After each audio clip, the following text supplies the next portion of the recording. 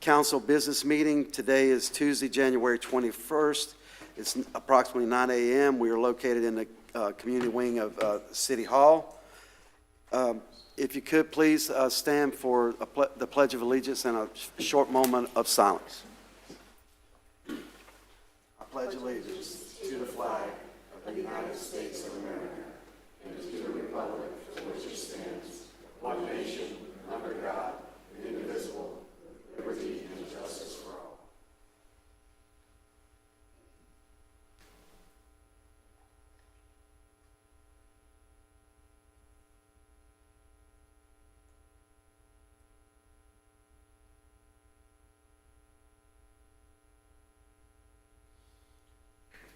Okay, thank you.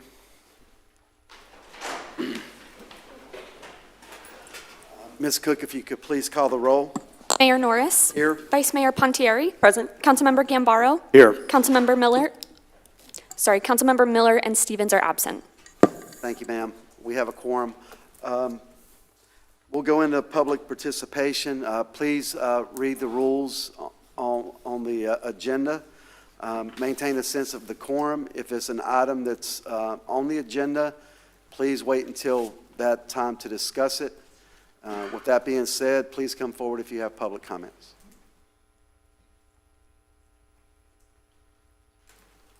Yes, ma'am. Good morning. Please state your name. Please state your name for the record. Victoria Sweeney. Yes, ma'am. I have concerns about overturning the ordinance for commercial vehicles.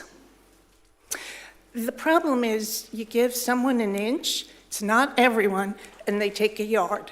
I have photos of my neighborhood where we have bucket trucks, tractor trailer trucks, commercial vehicles with PVC pipe hanging out 3 feet. Some people have been in violation, but they continue. So I'm against it. Okay, thank you, ma'am. Would you like to see? You can give them to the clerk, and we'll Okay. take a look at them. All right, thank you. Thank you, ma'am.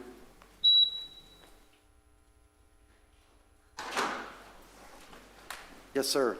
Greetings, Joel Davison, 244 Pine Grove Drive. And so many wrongs were righted yesterday, and I'm hoping that nationwide wrongs can be reflected here with a wrong that's happened. It really goes back to the beginning of the complaints about the homes where the owners don't live. That is a category of business, and really short-term rental would be a good name of that category. We started hearing that name and kind of said, okay, well, guess we're a short-term rental. But we're actually not. We're an Airbnb. There is a total difference. They're two completely different businesses. What's traditionally short-term rental is, as you know, where the complaints came from, legitimately, where the owners don't live in the house. They can advertise on VRBO, Vacation Rental by Owner. They can advertise on other platforms where we're not allowed to advertise because we're a different business. Airbnb, there's only one platform that we can advertise on where we live in our home, because we are a totally different business. We basically have friends in our home. We started with 1 bedroom. When our daughter passed away, we had an empty room. Our son said, Dad, why don't you rent out Shekinah's room? You can make a little extra income. And we signed up with Airbnb, didn't have any idea what it was. And that's how we started. And then as the children moved out, we began to just make the other rooms available. But it is a totally different business than what the rules were created for. And that original idea of having not all the rules not apply, but not having the number of guests not apply, because we are a different business and we live there, and we're not going to have an uncomfortable number of people in our home. And in 9.5 years, there's never been a complaint to City Council concerning our home.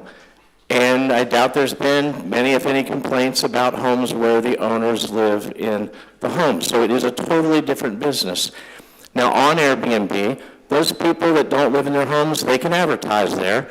And that might have been a mistake Airbnb did. It was not the original idea. There's a hotel advertised in Palm Coast. They show a picture of 2 beds in the hotel room, and they advertise for 4 guests. That's a different business. There are campgrounds advertised. That's a different business. There are houseboats advertised. That's a different business. Our Airbnb is not the same as a business, a home where the owner doesn't live there. Our Airbnb is just like you on Christmas, having your relatives over. And are you going to limit yourself to 2 people per bedroom on Christmas vacation? Thank you very much. Thank you, sir.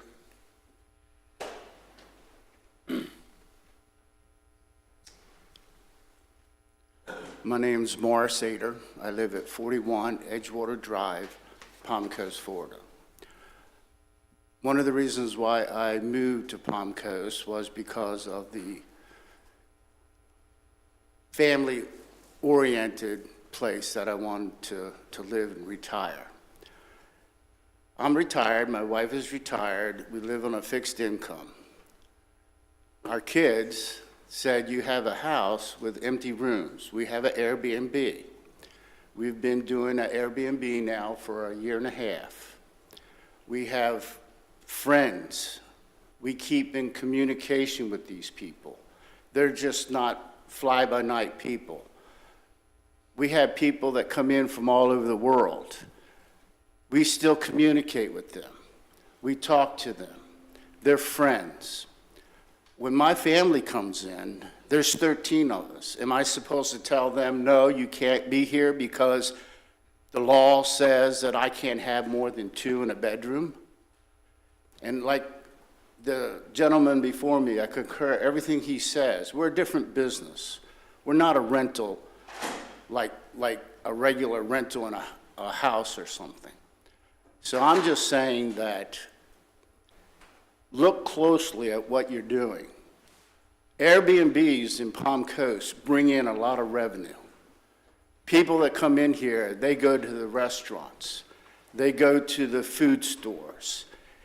We have 3 people that in the last 1.5 years have bought houses because we suggested that they live here. And now they live here. So be careful what you're going to do. That's one reason why the state was going to step in and hold small townships accountable for what they're going to do. I'm just asking you to be careful because all businesses are different. You can't just lump us into one category. I want to thank you for allowing me to speak, and I hope that you change your mind on a lot of this. Thank you. Thank you, sir.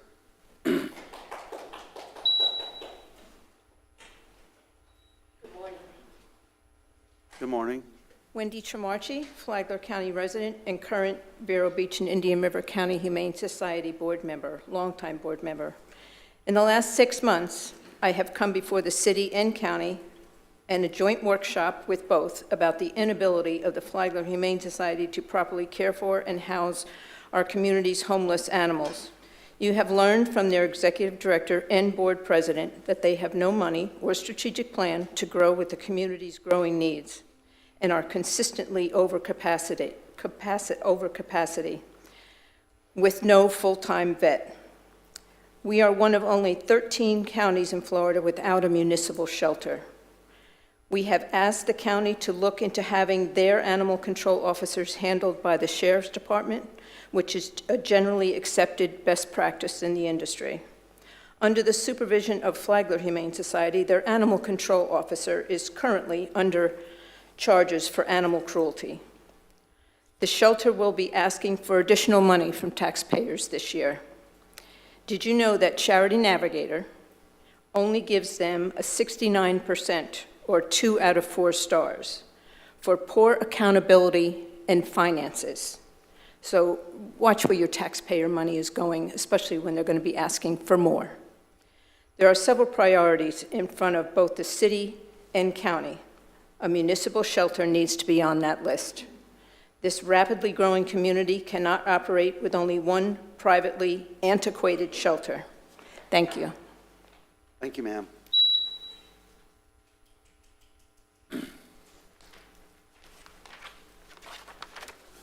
Cameron North, Palm Coast. As Wendy just mentioned, we've been addressing both the county board of county commissioners as well as the city since late last spring about animal welfare issues within the city and the county. At the joint workshop back at the end of August, there was some widely conflicting data presented between the citizens and the director of our private shelter. At the request of Ms. Johnson and Palm Coast, our group was asked to go out and collect data on existing municipal shelters. And we traveled around the state and collected data on 8 different shelters. Expenditures, what it costs to build the shelters, et cetera. We very briefly presented that at our 3-minute session in December. But the data is almost overwhelming. We have lots and lots of data, but we really have not had a forum to present that to you. And I know it's overwhelming to read all that. More recently, Mr. Dance did visit the Putnam County facility that's supposed to open in late February. And so we've got some movement there. We were also asked by a county commissioner to start collecting data on standard operating procedures, job descriptions, budgets, et cetera. And just from Citrus County alone, they sent us 72 documents, an overwhelming amount of data. Again, it's good data, but overwhelming for people to read in a day's time.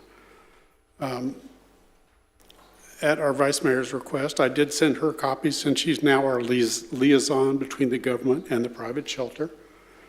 But again, it's way too much data to present in a 3-minute public forum.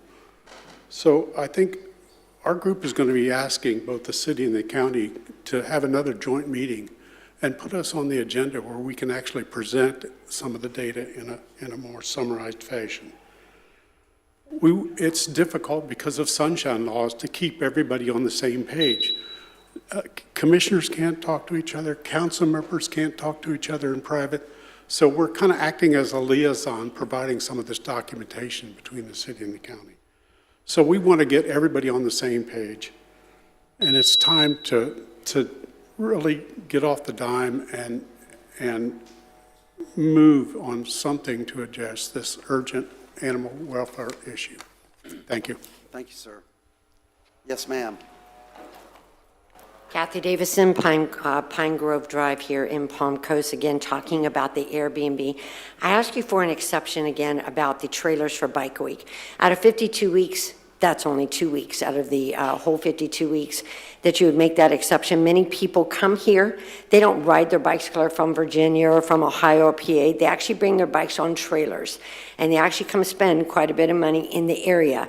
We asked that you would just give an exception on that. Yesterday, there was a lot of rights wronged, a lot of wrongs that were righted for us here in America, and we're hoping that some of that trickles down and make some rights for us where Bike Week is concerned. So if you would doing a special thing for that, that would really be appreciated, to look into that more and consider that 2 weeks out of 52. Ask you to consider that for us. That'd be appreciated. Thank you. Thank you, ma'am. Yes, ma'am. Good morning, everyone. My name is Caroline, founder and director of Smart Animal Rescue. I just wanted to give a little overview of what we do and kind of where our need is right now in the county with everything going on. We're a local nonprofit organization that's taken in mostly animals that are at risk of euthanasia, high vet bills, behavioral issues, things that your typical shelter wouldn't really put the time and effort into. Most of our dogs, 95% of them, are right here out of Flagler County. We have a very good working relationship with the City of Palm Coast Animal Control Division. a lot of our dogs come from there. We take dogs hit by a car where we don't know who the owner is because we also run a lost pet page. A dog hit by a car that might cost $3,000 or $4,000 for a surgery. Most shelters nowadays, being overwhelmed, will not take that in. Our community is very, very generous when it comes to the animals. One post, and usually within a few hours, that dog is taken care of. That for a small nonprofit based on, available foster homes, I'm getting at least 10 calls a day for help for animals of people who say their dog needs to be an only dog, he doesn't like other dogs, but they're scared in a shelter he'd be euthanized. That to me is not reason for a death sentence. There's many adopters that want to have only one dog. So, with us taking in mostly neglect and abuse cases, a lot of cases from City Animal Control, Barbara Grossman and her officers will call me if there's a neglect or abuse case, something that's rehabable, and we know it's rehabable. We'll take that dog and send it to training. Might cost us $2,000 or $3,000, but again, our local taxpayers and community are animal lovers and step up for this. Our biggest issue right now is lost pets in the area. I urge you to go look at your local lost pet page that I run on Facebook. We're getting 10 to 15 animals a day posted on there, mostly dogs. My rescue is basically focused on dogs, 10 to 15 a day. Some of those are dumped animals, that some of them have led to criminal charges in the county where dogs have been seen dumped places. That's relevant to the fact that we have no kennel space right now for shelters. For us, it's very difficult. We're taking in abused dogs. We're asking you, hey, Teresa, can you open up your door for a dog that we know nothing about? We had to trap him because he's fearful of humans. Very difficult, very dangerous. Luckily, we've had 100% adoption rate and rehab rate, but there might come a time where we need kennel space to house those dogs. So as an organization that is helping the Flagler community with emergencies and everything needed, I'm begging you to please help us find a kennel space to house our animals. Otherwise, I have to turn away dogs that are dumped in woods with nowhere to go. Thank you. Thank you, ma'am. Anyone else for public comments?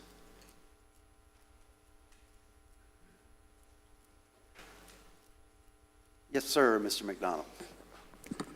Good morning. Happy New Year, Council. Thank you, sir. Dennis McDonald. And happy new era, political era, I hope, as of yesterday. So, and in keeping with that, one of the things I wanted to come and ask you this morning, the council, to do is that, can we end the era of fear that we've had here that was started back in maybe, I guess it was 2018 with Melissa Holland and continued with David Alphin and then Kloufis and then, of course, Mr. Danko, who would like to argue the other side. Could we do away with the security that it takes to get into these meetings? This is the only meeting that I attend in this county, whether it be Bunnell, Flagler Beach, the school board, or the county meetings, that has a process to go through metal detectors, okay? You don't trust us, okay? Or the past administrations have not trusted us. I'd like you to show us that you trust us and you kind of end this and kind of put to bed this ridiculous cost that we have here. It's the only place, and you might just find that this might turn up your attendance a little bit, slightly. The other thing I wanted to ask about is the audit. And one of the, I know this has been a common thing before many of you around the council. And so I had a thought, and a lot of it comes from the different things that I see from watching these meetings and from the past couple sessions. Why don't we simply do an audit on the golf course? Tell me why, do 5 years. Tell us why we went from the black to the red, okay, in just a short time, okay? We've got a problem with the people who run this city, okay? I don't know what's going on. I'm sure you can discover it. But if you take those 5 years and you look at those financials, I think you're probably going to be enlightened by what went on. We've had a turnover at the golf course as far as the restaurant was concerned. We saw the fiasco that went on that, on the rental there, or the lease. But it was actually a consignment is what you've got over there, or a concession lease, excuse me. So that might help Mr. McDowell, okay, who continually wants, an audit. And maybe you'll find something that you'll be quite surprised at. But if nothing else, we'll find out why the golf course that is the #1 recreation facility and serves the most people in Palm Coast, okay, is now gone from the black to the red. And so, I would appreciate if you could just look into that. And it's certainly a simple audit that everybody can do without having to be a CPA or anything else. So, that way we can all move forward in 2025 and turn this thing around. Thank you. Thank you, sir. Anyone else for public comments? Seeing no one come forward, we'll close public comments and bring it back to the dais. Any discussion on any of the subjects that were raised? Mayor, I have a couple of responses just to help the public through a couple of the items. The Flagler Humane Society is on your future workshop to come in February. They will be giving a presentation discussing capacity and their plans, so that might help answer some additional questions from the public. And then to Mr. McDonald's point on the golf course, that is a future agenda item next week per your direction. So we'll be diving into those financials. So it'll be on council's agenda next week. And I think it's a good idea to go back and look at 5 years and analyze the trends and what happened, so we can right that ship. That'll be on the presentation, Mayor. Yes, thank you, ma'am. And I would just say for the general public, all those financials are on the website for everybody to go out and take a look at it. So if you guys see something that we're missing, let us know. Thank you. Vice Mayor? Yes, thank you. I would ask council for consensus to maybe allow our folks who have done a lot of research. I can tell you, they've spent a lot of time, particularly Mr. Ward, and I thank you for that and the communications. And thank you, Caroline, for everything you do for our animals as well. I see your posts all the time. This is really important to our community. I do find it unfair to ask them to present the amount of data and research that they've done in a 3-minute public comment period.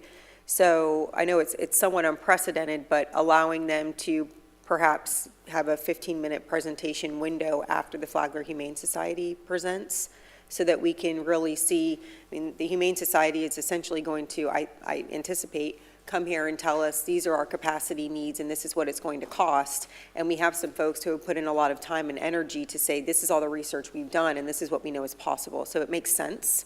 So I would ask if you all are in agreement with that to maybe allow them a 15 to 20-minute window to give their own presentation after the Flagler Humane Society. I have no issue with that. Could you get that on the agenda with that? Understood. I'll work with Mr. Orr and his group. We're targeting February 25th. It's the last workshop of the month. Thank you. Sure. All right, thank you. I had one more, sorry, Mayor. Go right ahead, Vice Thank Mayor. you. With regards to the trailer exception, this was something that I had spoken to the Davisons about. I do understand that Bike Week brings a lot of tourist dollars into our community. And I do know that a lot of people trailer down here. I don't want it to be the Wild West of, allowing trailers during that period, but I don't know if maybe council, there's some type of permit process that we could implement for Bike Week. I know it's 2 1-week periods out of the year, and I think only one of them is, one of them significantly larger than the other. But if there's some type of permit process that they can go through so that, they're allowed to still rent during that period to tourists who may have trailers. I don't know if something like that has some precedent. I wanted to get your feedback on that. So you're talking about Bike Week and then like Oktoberfest, those 2 separate weeks, right? Something I like don't that. know what the technical, Because I think one's in the fall and one's in the spring. Yes. I don't have an answer for you now, but I have been working with staff to see, is there any exceptions that we can do something like that? So it is on our to-do list to try to see if that is even a possibility if the council wants to go down that route. Okay. Yeah, I would like that information to be shared with us just whenever you track it down. Again, I don't want to create a whole bureaucracy around this. Yeah, But yeah. if there is a streamlined process that we can implement for these owners, I think that would be reasonable. Thank you. I'm just leery of that because, as the one lady mentioned about, we're going to revisit commercial vehicles or vehicles with advertising in neighborhoods. The slippery slope, right? That's her main concerns. And my suggestion would be if you own an Airbnb or a short-term rental, you might want to reach out to other organizations in the community that have that space to store those trailers, because, and one, if you're living in a house and you're using it as a STR or Airbnb, whatever you want to call it, and you don't have any garage space because you're using that space, you could be using it to, for whatever reasons, that takes away space from trailers that you could easily store in there. So we need to be very careful with that. I agree, and that's why I don't want it to get out of hand. I don't want, like I said, I don't want to create this, large bureaucracy around it. But if there is some simple permit that, and perhaps we attach some type of fee to it, that goes straight back into the community, beautification, whatever it may be. I don't know, but, just to see what's possible, I think is a reasonable task. Yes, ma'am. Anyone have any issues with that? Well, I just wanted to say that it's already on your to-do list, right? And, as the guy with the pen that used to write exceptions to policies on many, many, many things, policies should have exceptions, right, for specific, important things in our community. And so I'm good with taking a look at it. It's important just to look at all the options, what's out there, so that we can entertain that and then see if it's the right thing for our community. Yes, sir. Thank you. Any other discussion on those topics? And Mr. McDonald, we'll look into the security thing, but sometimes our meetings get contentious, and if there's a hot button issue, and safety is paramount for our staff and our council. So not trying to be over authoritarian or anything like that, but there are measures we need to take. So I don't see anything changing in the near term, but we can certainly look at it and feel the room, so to speak, for the city and see how things are going. Okay, with that, anything else on the public comments? If not, we need to approve the minutes for the January 7th and the January 14th meetings. Mr. Mayor, so moved. Second that? Second, I apologize. All in favor, say aye. Aye. Aye. Okay. Moving on to the second read ordinance. Council, you want to? Ordinance 2025-XX, amending Chapter 2 Administration, Article 6, Retirement, Division 2, Volunteer Firefighter Retirement System and Trust Fund. Chief. Good morning, Mayor, Vice Mayor, Councilman Gambaro, Chief Berryhill, Palm Coast Fire Department. We've reviewed this material several times. This is the second read. We don't have a presentation for today. The second read does a couple of things. Essentially, it's related to administrative changes specifically for Tier A. There's some very specific things that we were trying to do. This is obviously a big move in our city, and we wanted to provide some clarity and refinement specifically to the one-time opt-in provision for our firefighters who are making a big choice right now. It gives them a little more time to make this decision as well. And so if there's any questions, I'm happy to answer those. Questions? You got anything, Councilman? I think we had this discussion some time back. How much do the firefighters pay into that fund? 5% of their wages. Okay, and does the city match that? No, sir, the city's percentage is not fixed on an annual basis, but the estimate in the first year would be, if we received the same money from the state as we did in the first year, the estimate is 3%. There's some fluctuation in that state money, so we're budgeting more than that 3% so that way we're not hit with a true up at the end of the budgeted year, and we're working through that today. Okay. Thank you, sir. And I should ask this earlier, Ms. Johnston.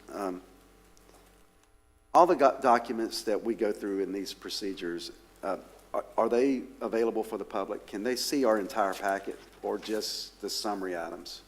The summary items is what's placed on the website, but anybody requesting the full packet can put in a public records request. Okay, I just want to clarify that, so people know, when someone asks us a question like, how much does the city put in? It's all right here in the documentation. Yes, sir. If you request it, you want to take a look at it.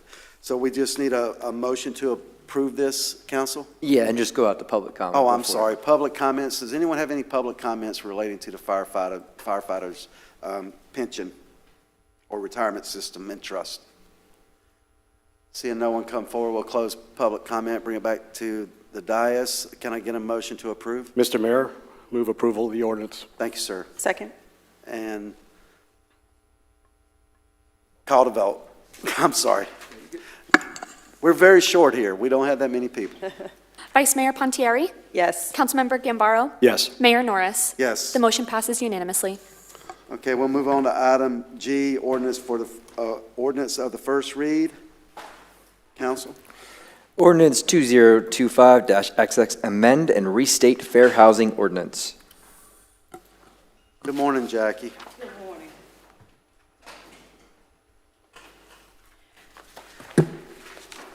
Good morning, council members. My name is Jacqueline Gonzalez with the Planning Department, Community Development at the city. I have my presentation from last week if you wish for me to go back over it. If not, I'm here for any questions that are available for me at this time. I know you weren't here the last meeting, Vice Mayor. Do you have any input on this? So I did watch the last meeting, and I actually did email staff. Do we have a red line version of what exactly was changed in this? I don't, but I can provide one to you if that would be helpful for you. It would be, just because I'm not saying that I would have an issue or I wouldn't have an issue with this, but I don't feel properly prepared to vote on it, to be quite honest with you, because I don't understand what we're changing. I mean, we've said very broadly that we've added definitions, but I don't know what those definitions are. So I just have concern from a preparation standpoint of really knowing what it is that we're approving versus what was already on the books, so to speak. Okay. So, excuse me, I know you do really great work, and I hate to say I'm not prepared to vote on this, but I'm not prepared to vote on it just because I don't know what we're legitimately changing. So if you could send a red line version, that would be very helpful. No problem. Thank you. So with that being said, you want to table it until the next business meeting? I would. Are we under any time constraint? Yes, Does time this constraints, affect? Jackie? Not under any time constraint at this time. Okay, then I would move to table it until we get a red line. You agree with that, Councilman? All right, thank you. So we'll just move to table it until the next. Yeah, you still would need to do a public comment, but yes, we have Okay. to table it. All right, we'll open it up to public comment. Does anyone have any public comments concerning this first read of the ordinance?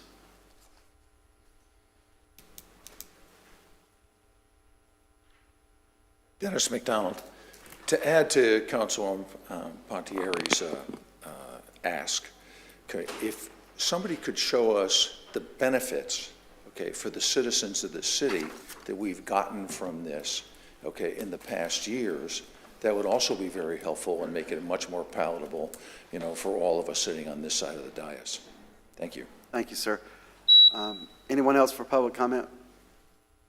We'll bring it back to the dais. Jackie, we discussed this the last time about, you know, the benefits of the SHIP program and all the monies that are coming in.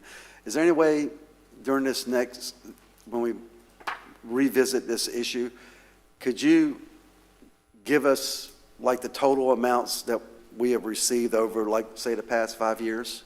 I can. I know you got that data somewhere squirreled away, so is that everyone in agreement with that? Yeah, I think in the future too, because we always have the CBDG presentation where I think essentially we kind of approve what was done the previous year. And it does, it's always given by Mr. Papa, and it does very clearly say, you know, where we use money for rehabs, first-time home buyers, things like that. So maybe marrying these two things together in the future, if we have something like this, would be helpful, because to Mr. McDonald's point, we do, our community does receive a tremendous benefit, but when they're disjointed and you see them kind of in their own silos, it's kind of hard to put those two things together. But for edification, it is out there, but I agree, if we can just maybe have a one-pager that shows exactly what we've gotten over the years, that'd be helpful. No problem. All right, thank you, ma'am. So we are in Mayor, consent. just to confirm, this will be on your next business meeting, which is scheduled for February the 4th, and we'll get you the red line version in advance. Yes, ma'am. Thank you. So we're good to go? Okay, thank you. Well, Jackie, you're going to stay there? Are you staying there? They're coming up. Okay, so we're going to item H4, council. Resolution 2025-XX approving the Affordable Housing Incentives Report 2024 for the State Housing Initiative Partnership Program, also known as SHIP. Good morning, Mayor and Council. My name is Joe Hegedus. I'm the Director of Health and Human Services with Flagler County. Next to me, I've got Devery Paradowski, who's our Housing Services Program Manager. We presented to you at your workshop last week. We don't have a new presentation to share today, unless you would like us to review the slides that we brought forth last week. We did bring some additional information. You had some questions around accessory dwelling units and housing numbers and the like, which we can also share. But essentially what we're here to do today is to request your review and adoption of either all, some, or none of the recommendations from the Affordable Housing Committee. Again, there were 11 of those that we shared with you, and we welcome further questions, comments, or again, if you'd like us to share the slides, we're happy to do so. Thank you, sir. Vice Mayor, you were not here last week. Do you have any questions? Because your concerns may be along the same lines as mine. Yeah, I don't have any questions. I will tell you, I don't think we have enough information, to be quite frank with you, from a data standpoint, in order to really start implementing many of these at all. We're seeing a trend, I think, across the nation, but also in Florida, with regards to housing issues. But I think that it's largely related to inflation in general, the economic kind of turmoil that our country has gone through over the last 4 years. And so I don't want to make any knee-jerk reactions and change policy in this manner based on what could be a valley or, you know, a hill. So I will tell you, I think that if we were to allow accessory dwelling units, I'd want them to be extremely regulated, so you wouldn't be able to rent them out, things of that nature. If we did require, you know, these cost impact statements, I think there would need to be an analysis as to what type of staff time that would take, if we would need somebody in particular within staff to actually carry that out, and what that cost would be to the city. I am not in favor of doing an inventory of public lands that we can use for affordable housing, because I think in our community we need to be focusing on industry and commercial and economic development. So, you know, some of these things, to be quite frank, it's kind of disappointing. I'm upset with myself that I was out last week. I took vacation, God forbid. But, you know, I really wish that I could have been here last week to really use the workshop for what a workshop is supposed to be used for. And I feel bad that you're now before us asking for approval, particularly when there's only 3 of us, for something that I really feel needs to be fleshed out so much more. I'm not comfortable approving any of these right now without fleshing them out further. I do think that some of these are perfectly reasonable and can work in our community. But to be quite frank, I'm ardently against some of them, and then I think others just really need to be fine-tuned to be more appropriate for the community. So my concern with, I don't have a concern with approving a resolution that says, we accept your findings and we accept the work that you've put in, and I respect the work that you've put in and the research that you've done, and I'm sure you're very passionate about this type of policy making. What I'm not comfortable with is saying, I approve allowing our staff and administration to start implementing your recommendations. So I don't know if there's a way to say, hey, we approve the report itself, and we approve the work that you did, and we recognize it, but we are going to further look at some of these recommendations to see what works better for our community. Thank you, Vice Mayor. I believe, yes, so several of the recommendations are more focused on allowing the city to take the topic up, right? So for example, accessory dwelling units, the recommendation is really for the city to look at that topic and consider adopting an ordinance. And how that looks, the nuances therein would be part of that discussion and eventually adopting any ordinance if you did. So it's really just more of a recommendation to look at these subjects for most of them and kind of vet them through your processes. I believe the comprehensive plan, they'll be looking at accessory dwelling units and a variety of other tools that communities use to try and address housing-related issues. So I think that would be part of it, yes. Deborah, go ahead. So my name is Deborah Paradowski. I'm with Housing Services with Flagler County. I just wanted to provide some clarity on the public lands statute. There is indeed a requirement that if you're a SHIP recipient, that you do take inventory of public lands and present them to the council. So what the state does not do is it does not prescribe a process to do that, but you are required to determine if you have public lands that are suitable for affordable housing. And so our ask is to ask the council if you'll review these recommendations. If you accept some of them or have some input, then staff would flesh it out and bring it back to the council. So they would have a timeline on when they think that these things would be available, whether that's a year or 3 years. So that's what the ask is. So my concern then to that is if you look at the actual resolution, it says in section 4, implementing actions, the city manager is hereby authorized to take any actions necessary to implement the action taken in this resolution. If the intent is for city council to simply consider these and then would have to subsequently vote on any action that is taken, I think that the language of the resolution should be amended to reflect that before this were to move forward. And I'm not saying that I would vote for it to move forward if that were changed or not, but I think at the very least that language would need to be altered in order to properly reflect that intent. My question is, it's not really a question. Vice Mayor, the previous council, I wasn't here for that meeting, but you guys did go through and did an inventory of what lands the city had available for affordable housing. You recall that? I recall us doing it for commercial. Okay. Because I had requested that we do that for commercial, but I don't require doing it for affordable housing. Okay, I thought it was as far as the live local, when they were, that was all caught up in the whole live local, and I think you guys had to do an inventory of that, properties that were zoned for industrial and stuff like that that could be used. Yeah, I don't know that it came back before us. I will tell you one of the issues that I have is an analysis of what current affordable housing we have in our community versus what we've determined research-wise is needed, to your point, before we start implementing any of these things. But I don't recall us ever getting any answers on that question. Okay. And do you have anything, Councilman Gambaro? I do. So what you're asking us to do here is approve your report, correct? So the committee came up with these recommendations, and the ask is to approve the recommendations to go forward. So if there's an implementation plan, then staff will have to write it into the joint local housing assistance plan within 90 days. So staff would need to know which of the recommendations would be approved to be worked on and brought back to be finalized. I mean, I'm okay with taking out section 4. Vice Mayor, which recommendations specifically are you against?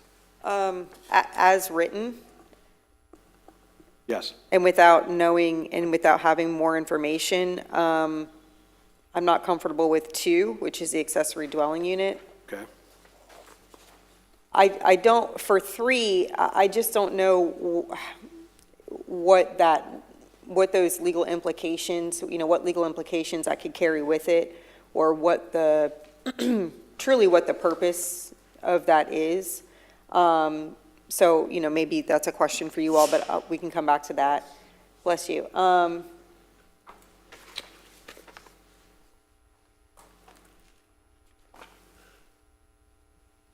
I don't have a problem with number 6. I think anything to get rid of bureaucracy is a good thing, and I feel like that does that. I don't want to adopt a county ordinance for the Live Local Act. I think that further erodes our ability to rewind anything that the state is currently doing in taking away home rule. So I'm ardently against number 7. The number 8, I think, is what you were talking about with regards to formalizing a surplus public lands for affordable housing.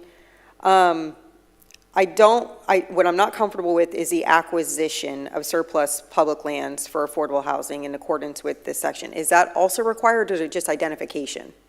So no, the only requirement is identification, but the acquisition is if you identify land and it would be completely up to the council. You don't have to identify any of them as suitable for affordable housing, but how would any entity acquire it? Would it be for sale? Would there be an RFP process? So that's what they mean. The acquisition is on behalf of an entity. Okay. Not the city. Okay. Yeah, I guess for that, I just need to educate myself more on that. So it's, again, some of these, I just don't know enough about. That's why I started this by saying, I don't feel like I'm there yet with regards to approving some of these. The comp plan issue, number 9, I think in our comp plan, we need to be very careful about the steps that we take in the policies that we implement, because in my mind, our comp plan is very focused on the westward expansion. And in the westward expansion, we need to be very mindful about economic development and bringing in industry, because right now we're at a 92 to 94% residential versus a 6 to 8% commercial in this community, and the tax base is totally wrongfully skewed, not in favor of our residents. And the last thing I want to do is prioritize more housing in the comp plan as we move west. So I just, I'm very nervous about saying that we're going to prioritize that in the comp plan. I think that it should always be something that's considered. You should always be considering affordable housing in any type of comp plan, but to say that we're prioritizing it is not a step that I'm willing to take. Same thing with prioritizing mixed-use development, and that's because of the ability for Live Local to then come in and usurp lands based on the mixed-use labels. I am in favor of identifying sustainable design principles for affordable housing. I think things like one-car garages,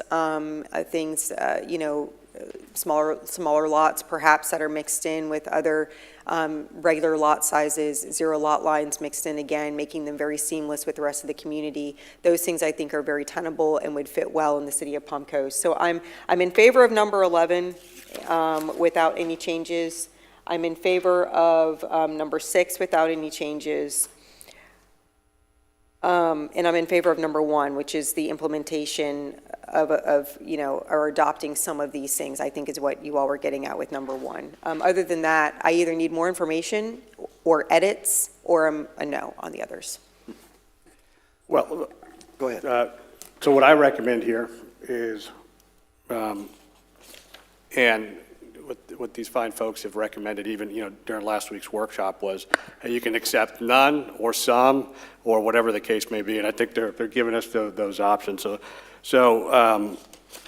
certainly if you want to strike all of the provisions that you mentioned as part of the recommendations, we can do that. And I also think in the resolution language number 4 itself, section 4, on the implementation piece, we can pull that out as well. I mean, let's legislate, let's figure this out, and let's see what makes sense to get this moving. But it would require another revision and bringing it back. Yes. Council, quick question. Are we bound by anything in this report? Because this is just a report and their recommendations. My biggest concern is on the first page, page 87, where it says, after preparation of a report of the local housing incentives, the local government shall incorporate the local housing incentive strategy to address. Are we legally bound by anything in here? Because it's stating statute at the bottom.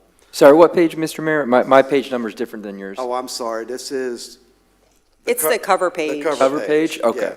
Yeah. Whenever I see things that say shall and will, that's cause for concern, because I don't want, because we have a lot to go with approving a comprehensive plan, and I don't want anything that's binding for us because of a housing report from the county. So I'm trying to bring that up, and generally, these should be just recommendations, right, Jose? And so nothing is binding this council. It's more of a recommendation, and then you would, based off this, you would instruct staff and the city manager, go out and do what we want. I'm trying to bring up the page you're discussing, but I would say generally, no, this should not bind this council to anything. Because when it's quoting statute at the end. So what I'm getting up from the dais is, let's go through real quick. Which ones did you want to, well, this is going to have to be rewritten. Well, so this is a resolution, so if you guys can give enough instruction today, you could make, like Ms. Pontieri said she didn't like 2, 3, 7, looking at my notes, if you want to say, hey, if there is a motion going forward without those 3, you can make that motion and it can be amended because it's a resolution, not an ordinance, and then it can be passed that way, or if you guys would like, if someone makes a motion that's different than that, or if you have other instructions, that can be done as well. Marcus, I have a question for you. Yes. For number 4, where it says the city manager is hereby authorized to take any actions necessary to implement the action taken in this resolution. And I apologize because we are kind of legislating here off the cuff, so work with me on this. If we change this to the city manager is hereby authorized to begin implementation of the actions taken in this resolution, but would require approval by a majority of city council before finalization. Is that appropriate? And you wouldn't even have to say majority, you could say city council, because you guys can't make it any type of vote without majority, so yeah, that would Okay, be fine. so is that agreeable to you all? Yeah, that works for That's me. fine with me. Okay, and hopefully that'll be in our minutes, because I don't know that I can parrot it back exactly. But if we could, I would make a motion to approve the resolution with that amended language and begin implementation, or approve the recommendations, number 1, 6, and 11 at this time. 6 and 11. Are you guys clear? So, Just want to make sure. Yeah, that's a Before I good question. second. So Otherwise, bring us back a clean document. Do that too. Your motion, Vice Mayor, is that changing that language in section 4 and then only going with the recommendations of 1, say your numbers again? 6 and 11. 1, 6, and 11. All right, and then we just need a second. Second. All right, and then. Good, call to, Public oh, comment. I'm sorry, public comment concerning this? Yes, ma'am. Valerie Clymer, resident of Palm Coast since 1998, Vice Chair of the Affordable Housing Advisory Committee, and member of the Palm Coast Citizens Advisory Task Force. We are at a crossroads and we need to make decisions. Do we want to keep our workers? Because this is more about workforce housing. Because an average worker in the city or the county makes about $48,000 a year. They can't afford a $300,000 home. We need to find a way to keep our workers here because our prices are going up, and yes, we know that, and the builders are making plenty of money. But who's going to be here to put out our fires and get us when we need a medical emergency? Who's going to teach our kids if we don't have any workforce housing? On average, 30% of their income is $1,200 a month. Can you find a rental for $1,200 a month? Typically, no. I talk to people because I've been doing mortgages in this town since 2000. So I talk to the seniors that make $2,400 a month and just lost their rental and have no clue where they're going to go. I talk to the city and the county employees who combined can't afford to buy a home in the community that they serve. and paying rent is so cost prohibitive that they're dealing with a clunker of a car because they can't even afford a car payment, but they need something to get to work. We as a committee for AHAC, we make recommendations, and it's up to you to put the meat in them. This is a place to start, but we need to figure out, as a city, do we want to continue turning a blind eye? Or as a city, do we want to help be an answer to what's going on? I know we've got a lot of rentals, but without home ownership, you're losing generational wealth. And there are many vehicles that can be done to figure out how to help, especially the people that are serving us every single day, get into a home. It's about workforce housing. Thank you. Thank you, ma'am. Yes, Mr. McDonald.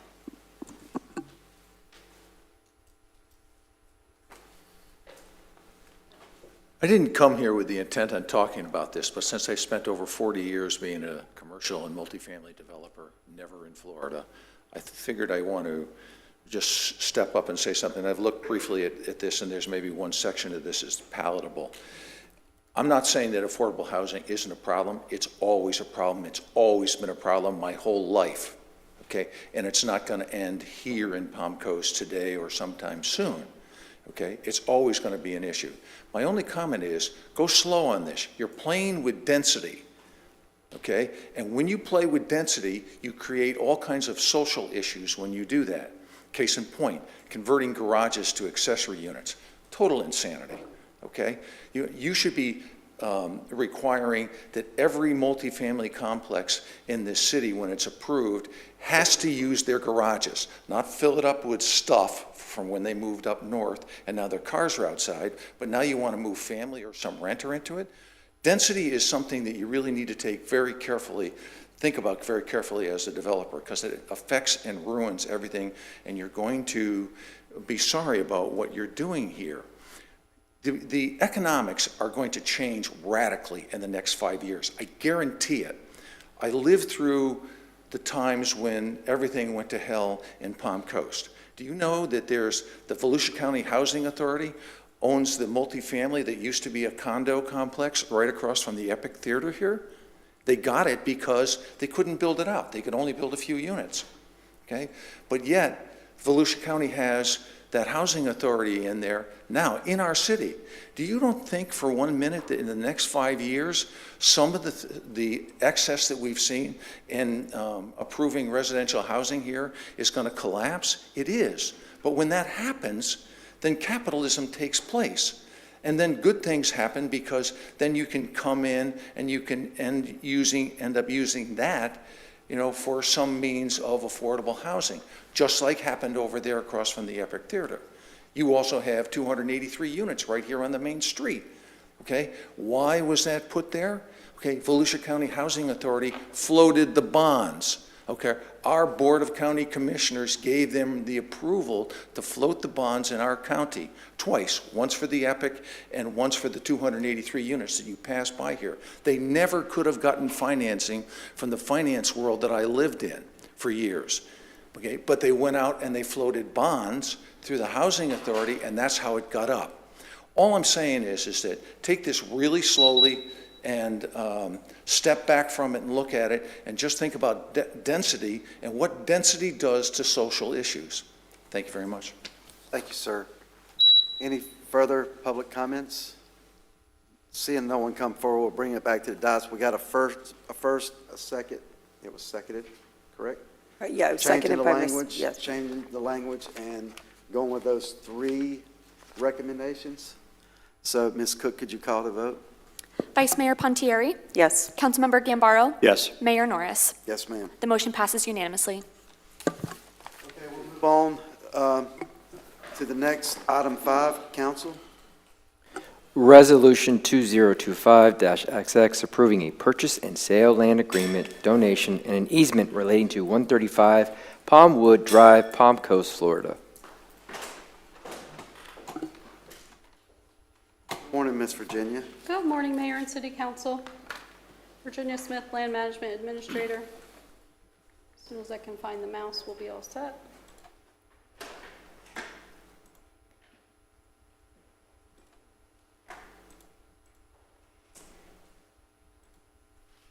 So today I'm going to bring to you, the owner of 135 Palmwood has requested the city acquire a larger easement and donate 10 feet of property in the rear of his lot as compensation and be able to maintain the minimum lot size for zoning. The property was initially designated as a reserve parcel, but has since over time had multiple owners. The existing easement was from ITT back in the early 1970s, and the easements were established using standard templates that don't accurately reflect today's current needs of the city's infrastructure or the as-built of the location of stormwater facilities on site.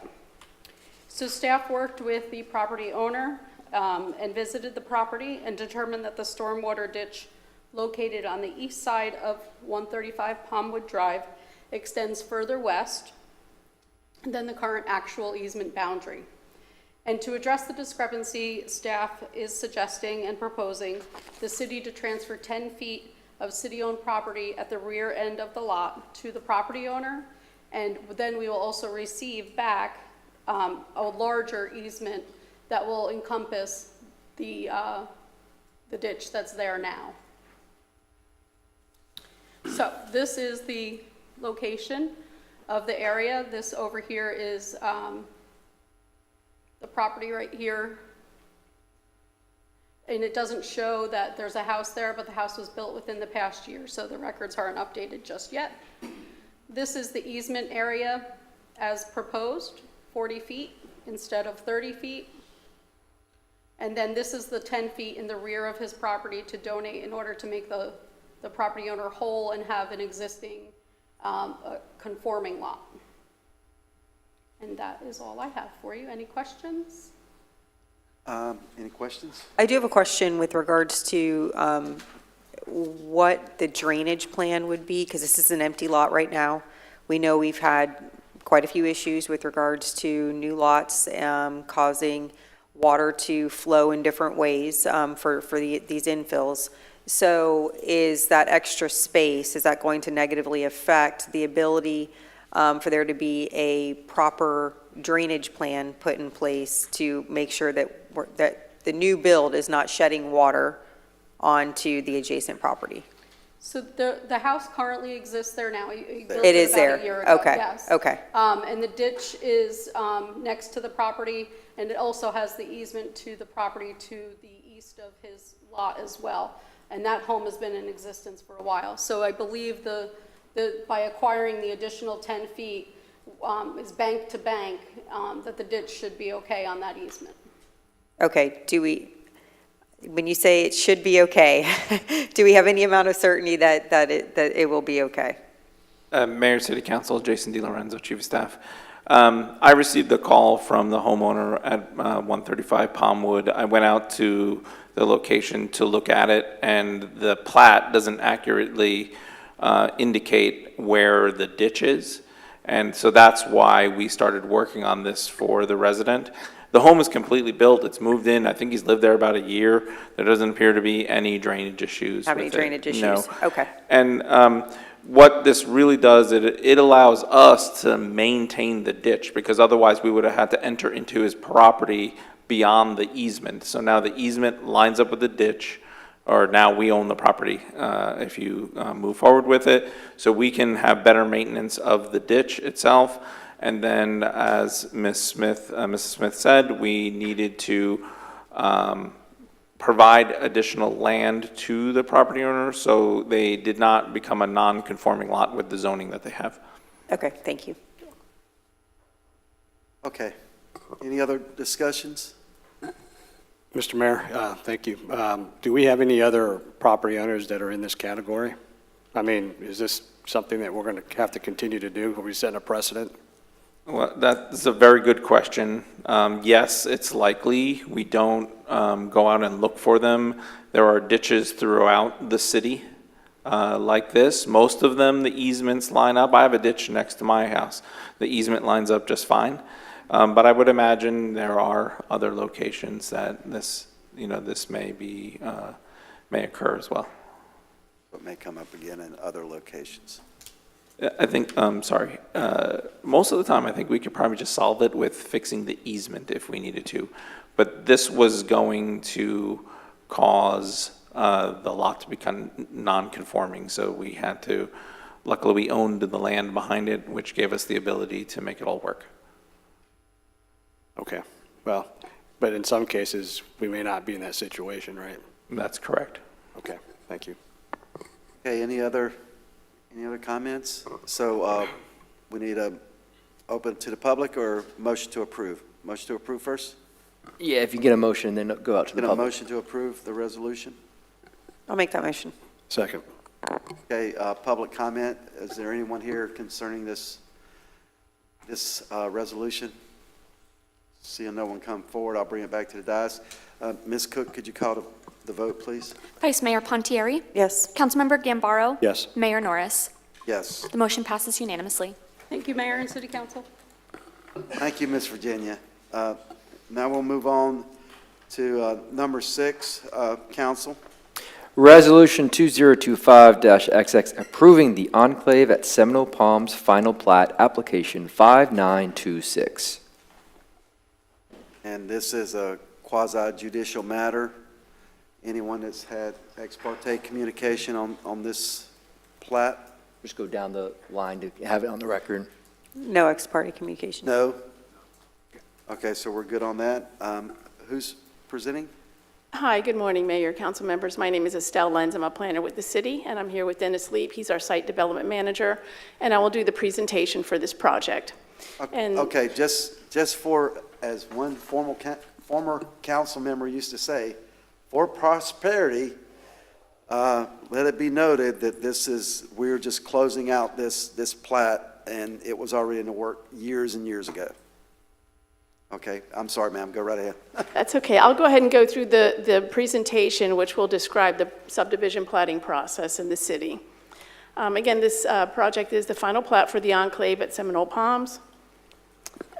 This first slide will describe the purpose of subdivision platting, and the purpose of platting land is to create lots of record by designing and preparing a detailed map that outlines property boundaries, easements, roads, stormwater facilities, and other features.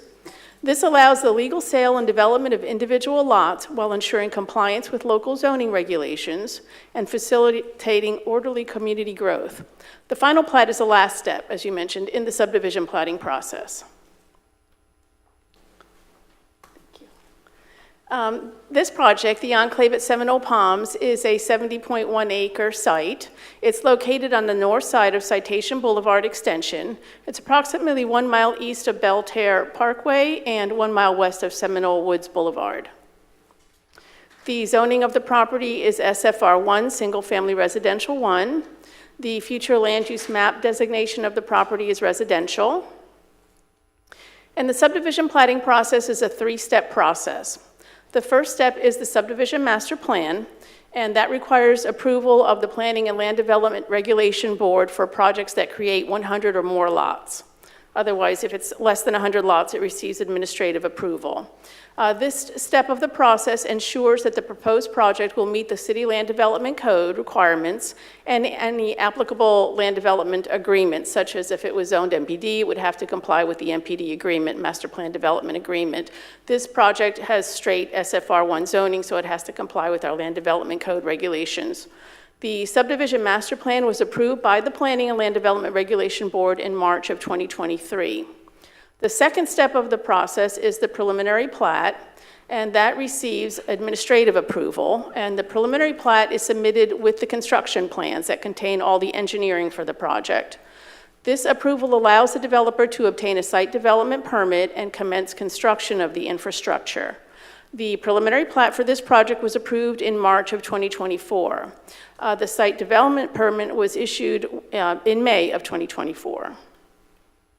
The final step of the process, the third step, is the final plat. This does require City Council approval. Final plats are reviewed by staff, the city attorney, and a second-party surveyor to ensure that the final plat meets the Land Development Code regulations and state statutes requirements for recording. And that's where we are with this project. It's the current stage is the final plat, and we are here for city council consideration. The subject property, again, it's zoned single-family residential, SFR1. This zoning entitles the owner to develop the property at a density of 7 units per acre. This project proposes 182 acres, so the density is 3.23 units per acre. The applicant is preserving 13.75 acres of wetlands. This slide shows the layout of the plat. So the enclave at Seminole Palms, again, it's a 70.1 acre site, 182 single-family residential lots. You can see the wetlands that are preserved on the eastern boundary of the property. And this slide shows some of the construction photos. The top left is one of the roadways. The top right is the entrance along Citation Boulevard to the project, coming up to the project. Bottom left is one of the stormwater ponds, and bottom right is the lift station being constructed. The infrastructure improvements, including the stormwater systems, the roadways, the wastewater lines, the potable water lines, lift stations, etc., are constructed at the sole cost of the developer. For this project, approximately 80% of the infrastructure has been completed. The applicant is required to provide a bond for the infrastructure that has not yet been completed. And the applicant has provided an estimate of the cost to construct the remaining infrastructure, and the estimate has been accepted. Prior to plat execution, the applicant will provide a bond in the amount of $2,324,851.43, which is 120% of the cost to construct the remaining infrastructure. And just to advise you, the roadways and stormwater management facilities are to remain privately owned and maintained by the Community Development District. The recommendation is for council to adopt the resolution approving the final plat for the enclave at Seminole Palms and authorize the mayor to execute the plat for application number 5926. And slide should say questions, but we're here for questions, and I believe the applicant is here as well. Questions? Anyone on the dais have any questions concerning this plat? No questions. Councilman, nothing? No. Okay, I'm sorry. Most people know that water is a big issue of ours in the city, and city manager, you told me that this development will be using approximately 35,000 gallons a day, and we do have that capacity, correct? It's wastewater, sir, and yes. Okay. All right, you good? Are we good with that as far as stormwater, water? We good, Mr. Russell? I'm looking at you. Okay, so could I, need a motion to approve? Mr. Mayor, so moved. Second. We'll open it for public discussion. Anyone in the general public have any comments on this final plat? Seeing no one come forward, I'll bring it back to the dais. Ms. Cook, could you please call the vote? Vice Mayor Pontieri? Yes. Councilmember Gambaro? Yes. Mayor Norris? Yes. The motion passes unanimously.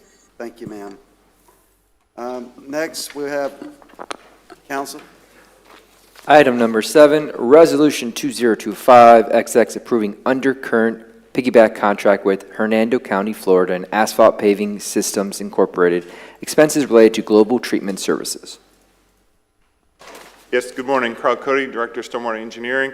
We're here today to approve our annual microservicing treatment project of residential roadways. This is our second year doing this. We did do some last year, and we are annually inspecting them to review their longevity and making sure that, the life cycle for these are ideal for our types of roadways.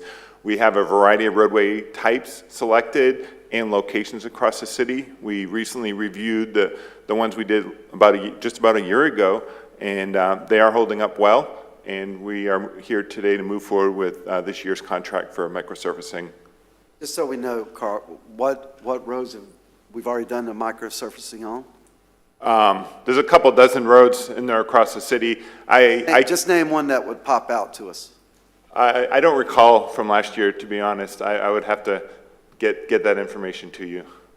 Yeah, it was in one of the presentations. I think it was 18. Does that sound right? I can't Yeah, remember. it's right around there. Okay. All right, continue on, Carl. The current list of roads are in the agenda packet that we're going to be doing this year. Yes, it's on page 161. 160.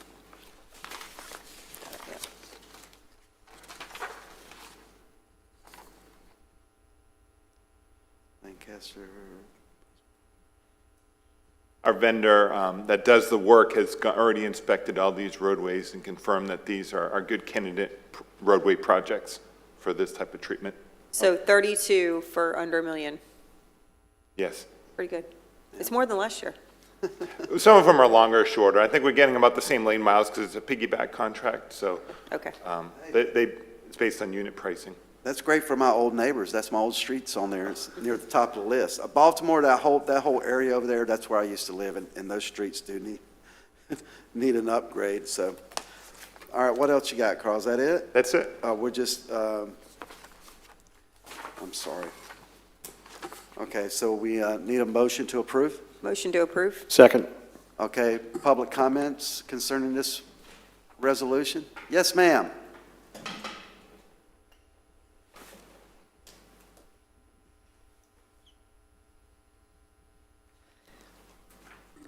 Hi, Denise Henry from the Peace section.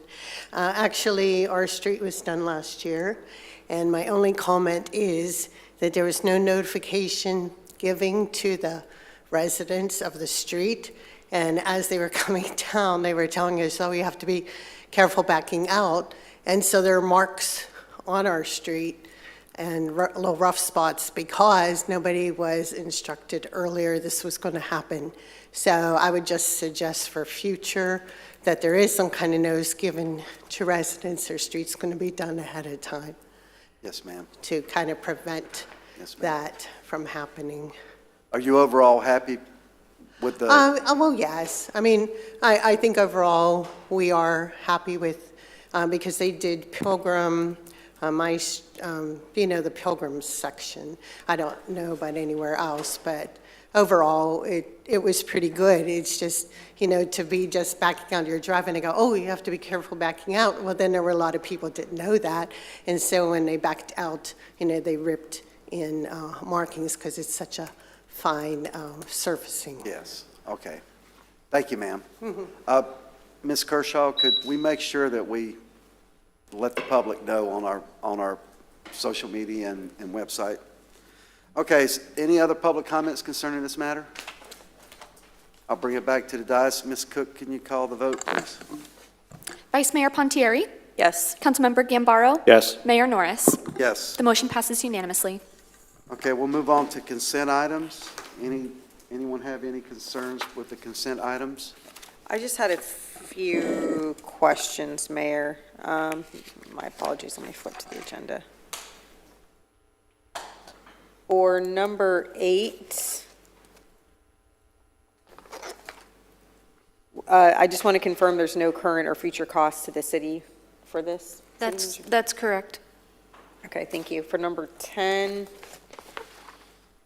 this says that it's asking for an additional $130,000, what appears to be, from what I'm reading on the cover page, for submittal of a mandatory environmental permit. I'm just curious as to if there was some type of change that required us to get this permit that wasn't anticipated beforehand. Carmelo, can you come up and explain? Thank you. That was 0 there, too. Yeah, I saw that. It would be nice. Yes. Yes, sir. Good morning, Mayor, Council. Carmelo Morales, Stormwater Engineering. Yeah, they were anticipated. However, those expenses are, and just to clarify, they're mainly related to wetland mitigation, right? So as part of the project, we're extending the pipes a little bit further out. We're impacting some wetlands. Typically, the way you mitigate for wetlands is through mitigation banks. So essentially, you're creating wetlands in another location, and it's just money, right? We've been trying to, I guess, get this portion wrapped up in the past, but mitigation banks are sometimes limited in how much they can do in the year and how much space they have allocated. And sometimes you gotta wait like a cycle before you get back in it. Now we're a lot closer, even that number is still a little bit of an estimate. We kind of estimated on the higher side just to make sure we're covered, we don't have to come back in. The mitigation credits kind of vary, it's what I'm trying to get at. So that we're fairly certain that'll cover us, and that's what it's mainly related to. There's a little bit of design expenses because some of the processes took longer, so the design engineers have a little bit more cost associated with that as well, but it's mainly for wetland mitigation. And is this going above and beyond the contingency that we had already provided for this project? I'd have to check with Carl, but from what I'm understanding is we're going to use that contingency for this. Okay, so this is within that contingency? Yeah. This is one of our loan projects, and we did just receive our construction bids on this as well, which came in under what we had allocated. So there's additional project funding that are going to cover these costs. So these expenses, as well as the upcoming construction and contingency, are all within our approved budget. Your FY budget, it's already. Okay, thank you. Yep. I had a question. Sorry, go ahead. No, so I just want to be clear, the permit we're talking about, just for the general public, is from the U.S. Army Corps of Engineers, correct? Well, that among others. Among others, okay. St. John's River Water Management District also takes a look at that, but the Army Corps of Engineers is another permit, yes. Okay, so the primary approval authority that we're submitting this permit to is to the Corps, not to the Corps of Engineers. Are they who are we submitting the permit to, I guess is my question. I see USACE here. Even the permit. I think both. From? Yeah, I would say both. The Water Management District does look a lot at the wetlands and the mitigation banks. Okay. In these You're not answering my question. Go ahead. These mitigation bank credits, they sell two types of credits, and usually one credit will cover your St. John's impacts and your core impacts, because they're necessarily not one-to-one, because they look at wetlands and what those mitigation costs are going to be differently. But typically when you buy a credit, you can buy it so it covers both needs of both permits. Okay, thank you. And then my last question, probably for you as well, Mr. Morales, is on agenda item 12. With regards to stormwater engineering, it looks like we're wanting to contract out for some services, and I'm wondering why we're not taking care of in-house. I'm sorry, I don't have the agenda. Is that the pipelining? Multiple firms for stormwater pipe inspections. Yeah, so the pipe inspections, in the past, we'd had pipe inspections and continuing services.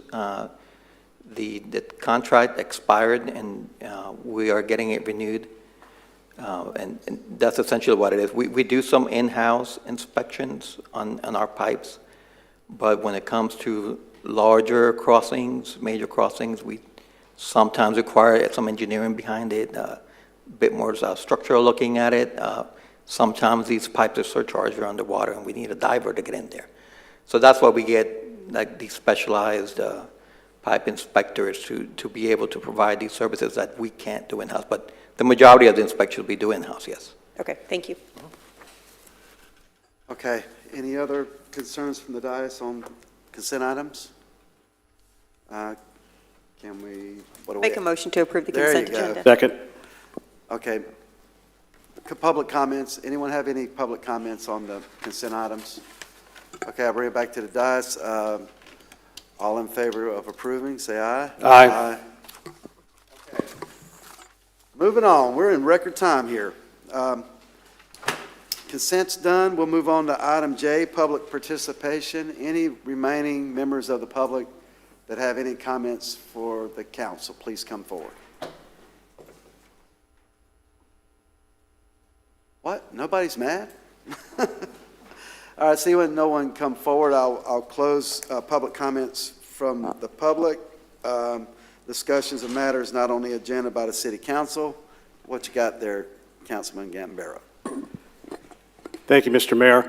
I just wanted to report back to the city council. I mentioned last week that I was spending most of my time in D.C., and I had the opportunity to meet with Senator Scott's legislative aide regarding our stormwater,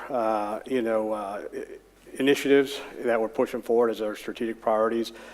So his legislative assistant, Clayton Stein, came back and fired off an email laying out the opportunities where we can apply for grants that could cover all or, a good portion of the $240 million project that we're requesting. So my recommendation is that we aggressively go after, see what we can get. They've committed to providing a letter of support to any grant that we apply for as a city, and just any of them. So as many as we go after them, they see this as an important project for our municipality. Barry Cotton, their district director, is committed to coming to visit with us ahead of a visit from Senator Scott. So he says he wants to do it. It's just a matter of timing. The Senate's in session through mid-March. A lot going on in D.C. right now, and so it was a very successful visit. And as those dates land, and as we, the staff, with your permission and consensus, starts to formalize these grants, I think it's, we'd like to see them and then, share them with the public before we go ahead and move forward. So we're not just going after state funding, which we've been trying to do for some time, but I think as we're able to potentially get some funding here in the next budget cycle through a grant, it could help our entire community as we take a look at our utility rates and things of that nature moving forward. So that's number one. Number two, I've got a binder here with all the resumes of all the folks that have put in for the city manager position. And because we can't talk to each other, I just wanted to share my thoughts. So I'm looking at, the next city manager that we hire is not necessarily a city manager. I'm looking at it as a CEO. And people say, well, the city manager is a CEO, but I'm looking for an outsider, somebody that has CEO experience, whether it's in government, and I'm talking not a CEO of a 3-person company. We're looking at a CEO for a major corporation, or that has just an outsized, that has executive experience in the business world or in government. And we've got some folks in here that were nominated twice by 2 different presidents to serve for different positions. I mean, we have candidates here, and so I'm looking for a problem solver, somebody that can drive change.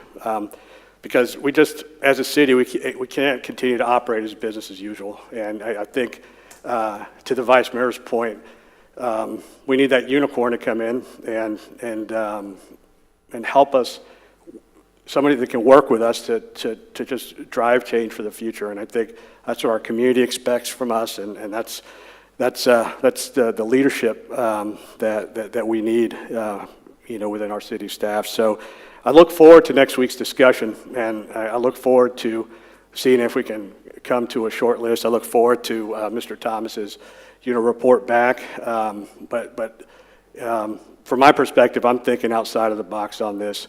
Just because you've been a city manager doesn't mean that you should be a city manager again. And so, but I could be wrong. We'll see. But just wanted to share my thoughts after we've all had a chance to kind of look at these and really just look forward to next week's workshop. Thank you. All right, thank you, sir. Vice Mayor? Thank you. So funny, I have the same binder here, and it has been thumbed through. There's food stains on it, coffee stains. I've poured over this quite a bit, so I appreciate the time you put into it. And you're right, we can't talk about this off the dais, so I will respond and just kind of let you know where my head's at. I agree, I don't think you needed to be a city manager previously. However, what I'm looking at is who have you managed and what has been your budget? And have you been successful at doing that? I would encourage City Council to do internet searches of these folks, not just looking at the paper resumes, because some of the backgrounds are less than savory. And everybody has blemishes in their past, I think. But I think that if they have to do with financial mishandlings or grievances, we need to be very mindful of that. So I would just encourage us to go past this notebook and look into the ether at all of these folks. I'm also looking forward to the discussion. I have gotten down to a very short list. I'll be honest with you, I've been less than impressed. I also have discovered, I don't remember, might have been New Smyrna Beach. There was a presentation that I tracked down online, and because we're talking about it on the dais, I think it's appropriate that we now circulate that. I did send it to city manager. SGR did a search for New Smyrna Beach for city manager, and a lot of the same applicants that are in our current application pool are also in the slideshow that SGR presented to New Smyrna's city council or county board. I don't remember which it was. But they suggested passing on quite a few for various reasons. So if city manager can circulate that, that might help us as well. Just, you know, I think the more information we have, the better. So I would encourage you all to look at that. Separately, unfortunately, I do have quite a few things, but I'll try to be concise. So I would like to meet with Ms. Clymer. I agree that generational wealth is very important, and fee simple ownership of your home is very important. I don't think that when you bring in multi-unit dwellings in an affordable housing policy-making fashion, that is good overall for the health of a community. But I think that finding a way to help our workforce become fee simple owners of their homes is something that we should be looking to do. And I'm passionate about that, and so I would like to meet with Ms. Clymer if we could arrange that, city manager. I would also like to ask for consensus from this board to have an airport presentation, not from the airport, but from legal. We've had a lot, and unfortunately Mr. Stevens isn't here. I know that he's pretty passionate about this issue. We've had a lot of complaints and issues brought forward with regards to airport noise, specifically with regards to touch and goes and airport flight training. And our airport being used primarily as a training field rather than a legitimate commercial airport. And for that reason, I would like to know if there's anything that we can do as a legislative body with regards to noise, any ordinances, anything. You know, my research, and I ferreted this out when I first came on this board with prior legal counsel, is that we're pretty limited because one, it's a county airport. Two, there's so much that's regulated by the FAA that we're preempted to legislate. However, if we're looking at it from the lens of what are the proportion of touch and goes and training flights versus true commercial flights, if that affects anything, if the definition of our airport as more of a training field than a legitimate commercial airport affects anything. These are things that I haven't looked into, and I would ask that, I think that, and I won't speak for you all, but for me, it's been largely, my hands are tied, my hands are tied, my hands are tied. And I largely feel that way, but I also haven't looked at things from these different lenses yet. So I really, truly want to make sure, are our hands tied or are they not? It's our job to protect our residents, and if there's anything that we can do, I want to do it. I would agree with that. I would agree, and maybe we can get Mr. Siger out here as well to present on the operational piece of the airport, if the county commission would be okay with it, because it's an airport here in our community. But yeah, I mean, that data and those numbers, I recently visited with him, and he covers all that in his presentation. Yeah, I agree. Mr. Seeger's been here before, but I have to tell you, I would like an independent analysis done by legal as well. I know that right now Mr. Seeger is working on the airport master plan. What I'm particularly interested in as a part of that plan is the fact that he has to have a contour study done. A contour study will then justify whether or not a noise study has to be done. But really what we need is the backup data that is presented for that contour study. So to the extent Mr. Seeger has that data that he can present, that would be wonderful, because I would like to see that. Sure. What you're asking is, would you like the county attorney to come over and give us that presentation? Or our city attorney. Mr. Our Duffy? city. Okay. Yeah. You got that, Marcus? You good on that one? Is that all? What else you got, Ms. Pine? Okay, the last three will be quick. So the road safety pilot program is officially kicking off. Super excited about that. I really am looking for resident input on this. We need to know what's working, what's not working. The success of this program really depends on what the public tells us about what road safety mechanisms are working on the streets that they're being installed at. So please let us know. I know I think our communications department is going to be reaching out, and there's going to be mechanisms to provide feedback, but that's really, really important, because if you don't tell us, we don't know what's working and what's not working.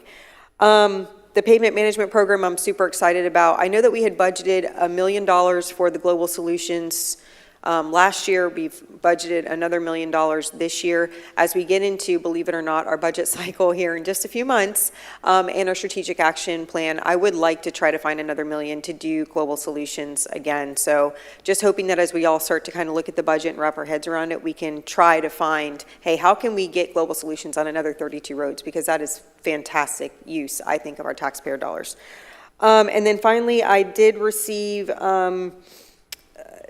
some unfortunate news regarding our boat parade. I don't know if any of you all have been aware, but the chair of the boat parade, Miss Sarah, has resigned her seat and has cited difficulties in working with the city as a reason for that. And that was pretty disheartening for me to learn.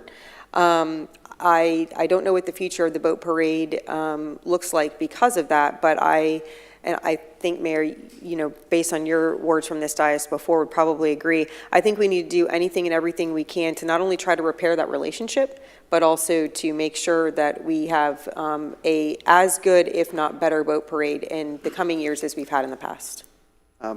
City manager is going to cover that during her discussion. Okay. And so we can go with that. That was everything. Yes, all right, that's it.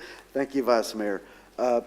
The city manager search, we've been digging into it and looking at the names. Hopefully we can get something going. I know some of the comments out there in the public's like no one wants to come work for Palm Coast and about the pool of applicants and all that stuff.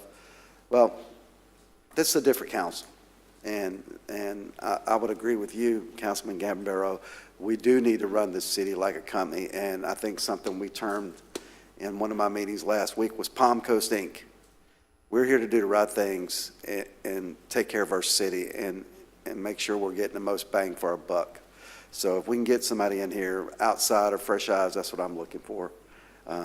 There's a few things that would be, I think, beneficial.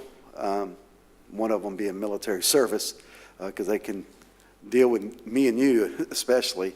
But I think it's just that commitment to, you know, making sure the right thing's done and accomplishing the mission. That's all from me. I don't have anything major. City manager? Council first. You go ahead, Mr. Duffy. I do not have anything, Mayor, but thank you for asking. I knew it. Go ahead. Two things as part of your agenda packet is the reporting of emergency and sole source purchases for December of 2024. If you had any questions about any of those items. I didn't have any. Okay, and then thank you, Vice Mayor. We did have a meeting per your request from the council about working with the Palm Coast Yacht Club, and we met with them on Friday last week, and it was determined that they no longer wanted to take over operations of the boat parade, and that it could be a city-ran event. They're just, due to the expenses for running a special event and the time commitment and all of the volunteer hours, it was suggested that the city take over operations of facilitating that event. We would work with Ms. Eulis to make sure that the event still had its character and its charm, and she has a lot of contacts with the boat owners that would want to participate, but it was at their pleasure that they're just not wanting to be in the business of running the parade anymore. So it's to council's pleasure that we could, as a city, host an event of the Palm Coast Boat Parade, and we would be responsible for creating a budget, and all that would be to your termination this summer when we go through that budget process. Yeah, their biggest thing, Vice Mayor, was it's beyond them. They can't handle it financially. They said they only invested $5,000. Well, that's not that much money. But I think with our resources as far as advertising, getting sponsorships, even discussed a contest for annual Christmas ornament for the boat parade that we can market within the city, you know, our small business owners and stuff like that. I think it's grown beyond the yacht club, and they've disengaged, and I saw that one comment online, and I thought it was a bit disheartening, because I don't think that was our discussion at all. I think we came to a we mutually agreed, and they suggested that they can't handle it anymore. That's good to hear, because I will tell you, from what I did see online, it looked like it was not a very amicable decision, which was super disheartening for me to see. So if the situation was different, then that does make me happy. As far as us being able to budget for it, though, wouldn't we need to approve that budget earlier in order, because presumably we're taking over this year, right? Well, it would be for your fiscal year '26 budget. Okay, so, I don't foresee us have any expenses until next fiscal year's budget. but are we supposed to be taking over the boat parade this year? It would be, yes, so the city would run the December 6th, 2025 Palm Coast Boat Parade, but that wouldn't affect until your fiscal year, because our fiscal year starts in October, that budget. So we have more than enough lead time. We have the whole year. That's why we want to have that discussion with the yacht club. And they were right up front, saying, we can't do it anymore. And they were concerned, and they didn't understand the cost of putting on a special event. And they didn't feel like it was fair. And, you know, we have to take up our resources to do a special event. It's not just get a permit, do whatever you want. You know, there's a lot of resources and manpower and stuff that goes into a special event. And they were up front saying they wanted to give it up. They gave up the boat parade. Okay, well, and that's fine. My concern is just to make sure that we do appropriately budget with plenty of time to make this successful, because if we approve a budget on October 1st or at the end of September and then say, okay, now we've got the money to put this together in 6 weeks, that's just not going to cut it for an event like this. It's a very large event. So I just want to make sure we're being very diligent as far as that planning and that budgeting goes. Obviously, we have to, at the end of the day, approve this at the end of the budget cycle, but I don't, you know, unless this is going to cost an astronomical amount, I don't see us really putting up a fight against that. But I just want to make sure we're planning and budgeting appropriately. I think we can have a reasonable budget, sponsorships, and maybe even registrations to be a part of the event that will cover the cost. You know, our boat parade is going to grow, and we're going to plan it accordingly and make it an event for the whole city, county, and state if they want to come participate. Just look forward to seeing the cost figures as we move forward. Yes, sir. We definitely need to work with them because we don't have a boat. So to facilitate a boat with no boat might be a little challenging. So we've got some friends at the sheriff's office that can help us out, but just want to give that caveat is that the city does not have a boat. So The lead boat for the next parade will be Mayor Mike Norris's 16-foot skiff with a 40-horsepower Johnson on the back. No, we'll be good. I think we have enough lead time to make the event more of a success than it has been in the past. Anything else, City Manager? no, sir. Okay. Anyone else? Nope. Can motion to adjourn? Move to adjourn, Mr. Mayor. Or adjourn.